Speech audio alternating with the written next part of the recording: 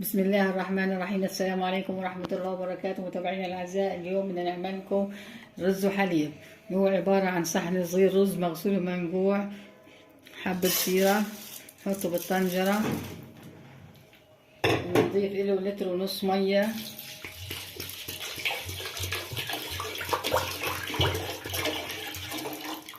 نولع عليه النار. بدأ الرز عندنا في الغليان، نستمر في التحريك شوية لغاية ما تستوي، تقرب تستوي حبة الرز. نتركه على النار يغلي لغاية ما تقرب حبة الرز في الستوان. بهيك الرز بكون استوى معنا. بنكون احنا محضرين لتر مية مضوفين فيه 10 معالق حليب بودرة، بنضيفه على الرز. بنضيف لتر مية على الرز.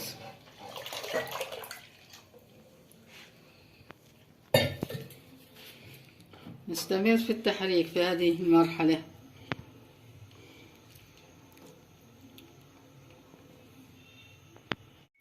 مع بداية غلي الرز حليب بنضيف إليه السكر.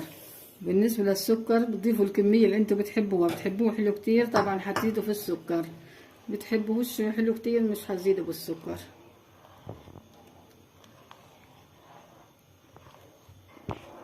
نستمر في التحريك.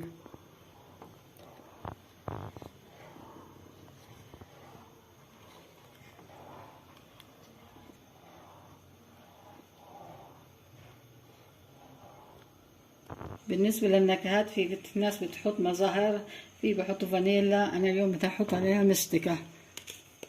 دقيت شوية مستكة ورشيتها على الطنجرة.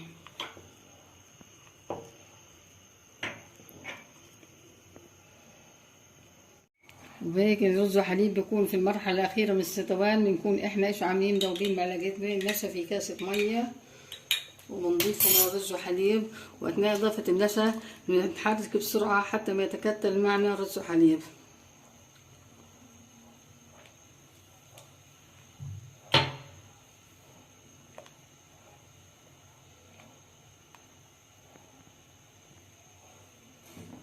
وبهيك أصبح الرز وحليب جاهز.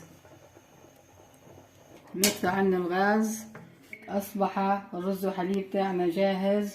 وهيك متابعينا الأعزاء أصبح الرز وحليب جاهز للأكل، وصحة وعافية عقلوكم.